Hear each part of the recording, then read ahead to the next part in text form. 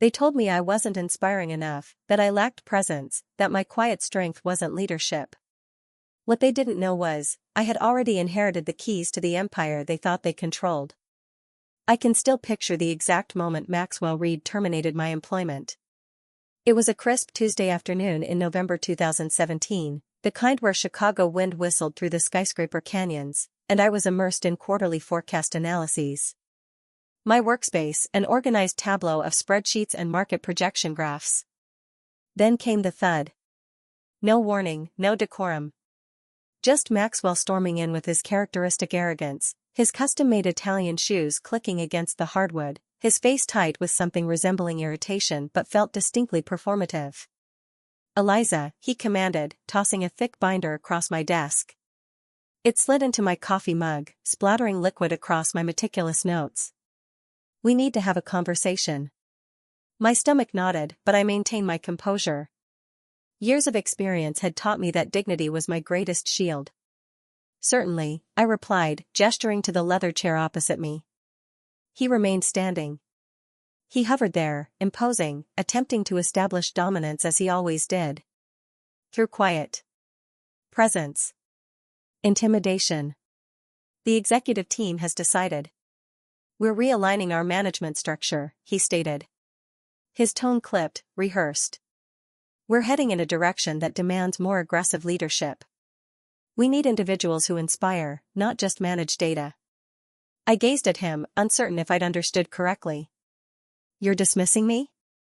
I asked, my voice measured, controlled, not fragile, just shocked.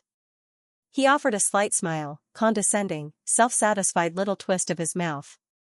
"Let's keep this professional," he said. "Your work is adequate, Eliza. But true leadership requires vision, dominance, magnetism, areas where you've consistently fallen short. No performance discussion, no recognition that my division had cut operational costs by $6,500,000 that fiscal year alone. Just him delivering his judgment as if I'd already been erased from the company's future. That moment is etched into my consciousness. The subtle hum of the heating system, the faint aroma of cinnamon from the seasonal air diffuser. Maxwell insisted on the stillness that followed his proclamation. I could have disrupted it, but I chose not to. I met his gaze and responded, steady as ever, "I understand. May I inquire about the specific factors behind this decision?" He answered without hesitation. "You lack executive presence. You're competent, but not motivating." It wasn't about results. It never was. It was about influence, perception, and the reality that I didn't conform to expectations. I was a 41-year-old woman who refused to engage in political machinations. And to him, that made me dispensable. But he remained unaware of what I truly possessed.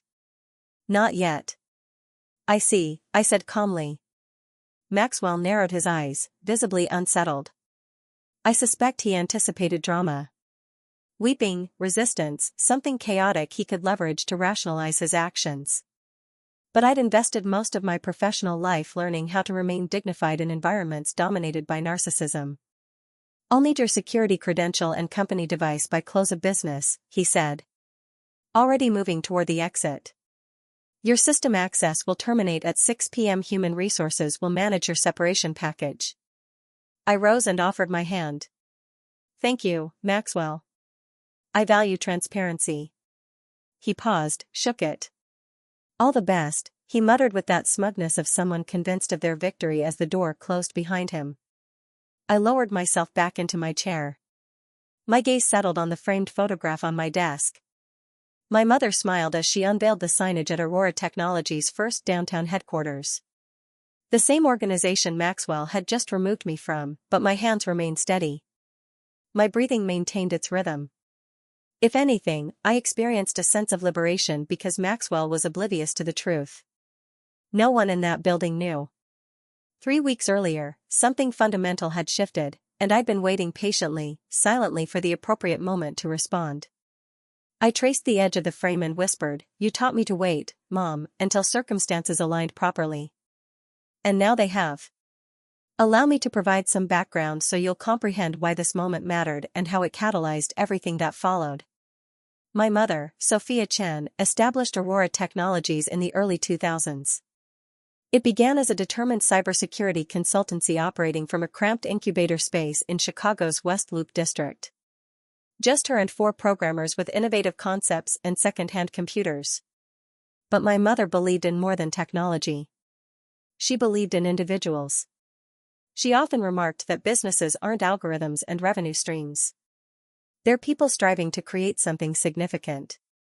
I was raised in that environment.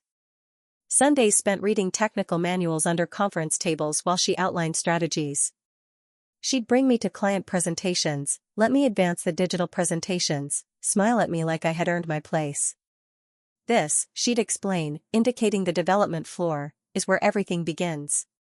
Innovation, determination, and integrity. When she passed unexpectedly in 2012. Just like that. A cardiac event during an evening swim.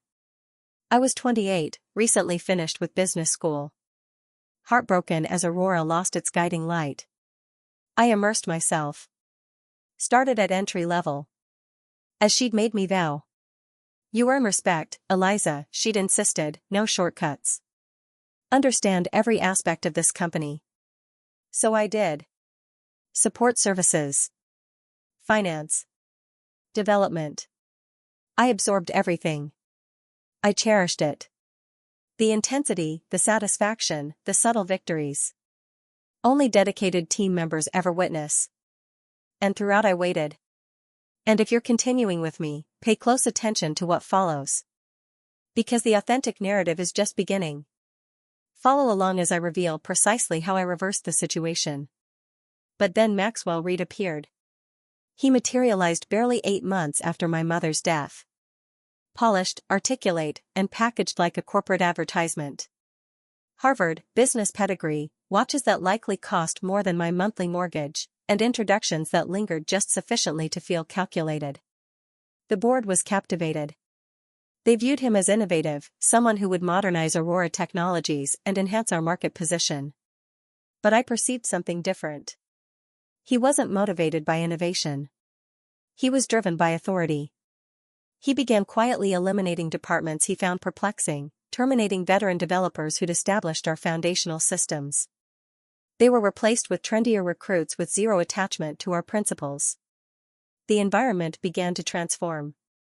What once felt like a community morphed into an impersonal political arena. Meetings became exhibitions. His exhibitions. He overpowered discussions, appropriated concepts, disregarded anyone who didn't praise him, and me. I was merely another obstacle in his path to prominence. Nevertheless, I persisted. I believed I could safeguard what remained of my mother's legacy. I guided my team with the compassion my mother instructed. Never aggressive, never theatrical.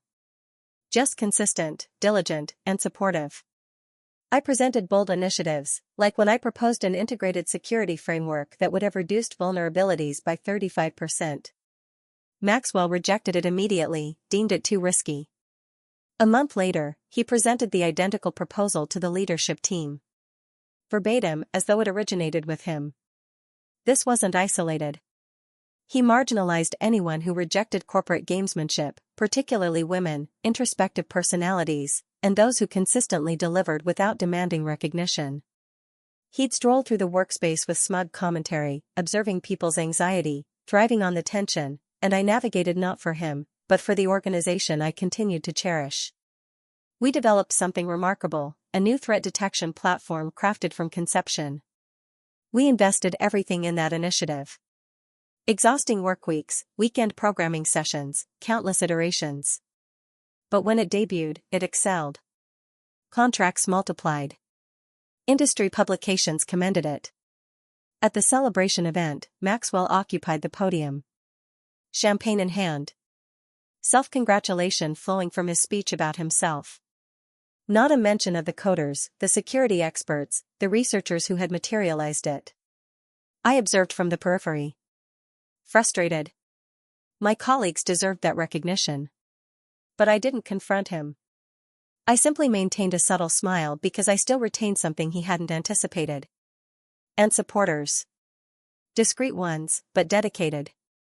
Amara from finance would occasionally deliver espresso with an encouraging smile when I appeared depleted. "You're what keeps this place functioning, Eliza," she'd comment, her voice hushed but sincere. And Jason from operations. He'd consistently express silent agreement when I presented concepts, especially those Maxwell disregarded. They recognized my contributions, even when he didn't. And that significance exceeded their awareness. One evening I was working extended hours again. The facility was subdued. The only illumination in my section emanating from my desk lamp, casting elongated shadows across the piles of documentation and partially consumed tea mugs. Maxwell passed my doorway, pausing momentarily. "Still here?" He smirked. Arms crossed. "Working overtime. Commitment. Admirable. But it doesn't secure influence." I raised my eyes to him, fatigued, but centered. "Perhaps not," I replied, "but it establishes what endures beyond it." He laughed, dismissive, as though I'd expressed something trite. He continued onward, confident in his position, and I remained there, contemplating the vacant threshold. Heart racing. Not from intimidation, but conviction. He considered me inconsequential. He had no conception of what approached. Everything transformed the morning I turned 35. Daylight streamed into my Wicker Park condominium, highlighting the exposed brick perfectly. I rarely emphasized birthdays, excessive responsibilities, too many priorities to address, but this occasion felt distinctive. Around 9 a.m., my phone chimed. It was Ms. Rivera, our family's long-standing attorney. Her voice was measured but unexpected. Formal. "Your mother left something for you. She specified you weren't to receive it until today." Intrigued and slightly apprehensive, I drove to her office. Ambience of leather and legacy. Consistent as always. She presented me with a sealed envelope marked with my mother's distinctive emblem. My pulse quickened. I broke the seal deliberately, finding a letter in my mother's precise, methodical handwriting, and behind it an official document. "Eliza," it commenced. "If you're reading this, you've reached 35. That indicates you're prepared. Never questioned you. Not momentarily. I've observed you work relentlessly, receive minimal recognition, and lead with the type of resilience most individuals overlook. The company's evolved since my departure. I anticipated there might arrive a moment you'd require more than your position to implement justice. So I provided you something more substantial. I gave you the company." My hands trembled as I unfolded the second document. A proprietary agreement, unambiguous, binding, and astonishingly authentic. 88% of Aurora Technologies allocated in my name. Accessible on my 35th birthday. I examined it. Speechless. "Is this legitimate?" I whispered. Ms. Rivera nodded gently. "It's indisputable. Your mother wanted you protected and empowered. The board remains uninformed unless you disclose it." I sat there stunned. Energy surged through me like an electric current. "Why the delay?" I inquired. Ms. Rivera smiled subtly. "Your mother wanted you to experience the company thoroughly, to discern people's authentic character. Before you wielded the influence to alter anything." It resonated profoundly. All those meetings where I was interrupted. All the accomplishments are quietly appropriated. All the dismissive glances before I even spoke. Mom had anticipated it. She recognized I'd need more than merely a title. I'd need authority. And now I possess it. But I didn't resort to dramatic gestures and impassioned declarations. That wasn't my approach. I arranged another consultation with Ms. Rivera, examining every legal consideration. "We can convene a shareholder assembly," she stated. Her manner is precise. "With your shares, you determine the agenda." I agreed. "Not immediately. I'll advise you when. Let Maxwell feel invulnerable. Let him parade around one final time." 3 weeks later, he dismissed me and unknowingly presented me with the perfect opportunity. That evening, I transmitted the message. "It's time. Prepare documentation." Rivera responded instantly. "Confirmed." Meeting scheduled for 4 business days. The day I departed, I discreetly collected a ceramic mug my team presented after our first successful implementation. 2 journals filled with concepts Maxwell never bothered to review. And a photograph of Mom forever captured at that inaugural ceremony. The workplace buzzed around me. Peripheral glances, hushed speculations. No one questioned what transpired, but I sensed it. Did she falter? Did she challenge authority? I stepped into the sunlight outside the Aurora Technologies building and smiled. They assumed this concluded matters. They were mistaken. The subsequent days, I operated covertly, reconnected with Rivera at a secluded bistro in Lincoln Park. Her legal portfolio is waiting. She provided the documentation. You're determined? She asked. This will create boardroom chaos. I met her gaze. They initiated the chaos when they terminated me. I also consulted with Eliza Chen, the trustee who discreetly managed my mother's shares throughout these years. He delivered a portfolio, ownership certificates and a comprehensive performance assessment. He commented, Maxwell has deteriorated this institution. Morale diminished. Attrition increased. Minimal growth in an expanding sector. I acknowledged. Let the statistics represent my position. By Wednesday, the speculation had intensified. My phone vibrated with messages. Did you resign? Maxwell claims everything's standard, but HR appears unusual. Are you all right? I didn't engage. Silence was my strategy, and I had finished minimizing myself. That night, I stood before my bedroom mirror, donning a charcoal suit I'd purchased previously but never found the circumstance. Or perhaps the self-assurance to wear it was refined. Sophisticated, tailored for authority. The attire you select when you've ceased requesting approval. I didn't practice rhetoric, just several statements. The facts required no preparation. Thursday morning, I entered through the glass entrance of Aurora Technologies. The receptionist blinked repeatedly but remained silent as I proceeded. Ms. Rivera met me near the elevators. They're assembled, she said quietly. Maxwell believes it's a strategy discussion. I nodded, adjusted my jacket, and proceeded down the corridor. The conference room door opened soundlessly. Attendees turned. Maxwell was mid-presentation, gesturing in one of his choreographed movements. He stopped when he noticed me. Eliza, he snapped. This is restricted access, directors exclusively. I positioned my documents on the table and smiled. Then I occupied the principal seat. Silence descended upon the room like an avalanche. Maxwell's expression hardened. Eyes intensifying. This is an executive meeting.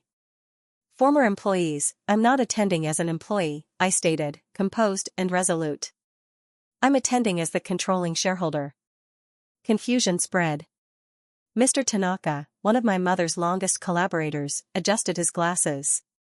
Analyzing the documents I distributed his direction. Is this authentic? He inquired. Absolutely, I confirmed. 88% of shares transferred via inheritance trust on my 35th birthday. Fully legitimate, properly authenticated. Maxwell's complexion darkened considerably. This must be some mistake. The Chen family's shares were held in trust. And so was my mother's vision. She anticipated this eventuality might arise. I revealed the second portfolio. As controlling shareholder, I've convened this meeting to evaluate executive performance. Beginning with the chief executive officer. Maxwell rose abruptly. This is manipulation, a personal grievance. I remained composed. I'm not requesting. I'm asserting authority. Then I distributed the analysis across the table. Employee satisfaction decreased 42%. Departure rates increased 51%. 5 unresolved discrimination complaints. Stagnant profits in a flourishing market. Misallocated resources. Excessive executive compensation. Misleading investor communications. All occurring, I maintained eye contact with him, during your administration. He protested incoherently. You're distorting reality. I don't need to distort, I replied, voice unwavering. I have documentation. You presumed no one would challenge you. I extracted the final document from my portfolio. Effective immediately.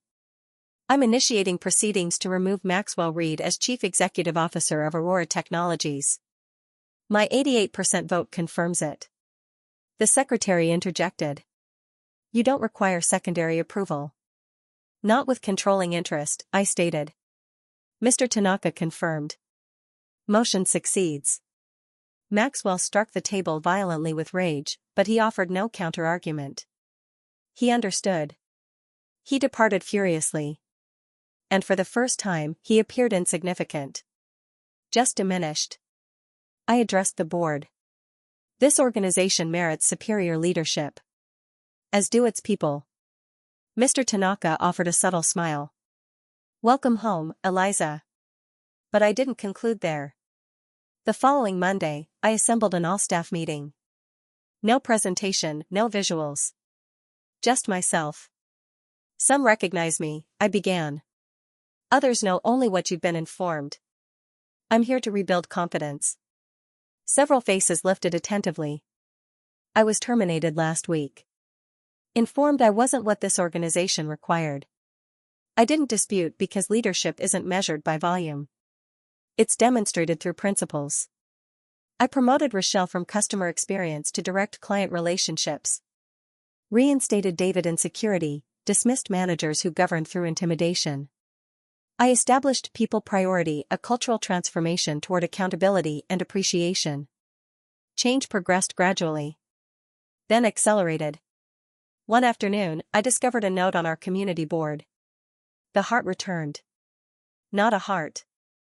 She returned. A year subsequently. I stood at the entrance as Chief Executive Officer. Confidence. Composed. Fulfilled. The company flourished. Strongest performance in 7 years. Retention is exemplary.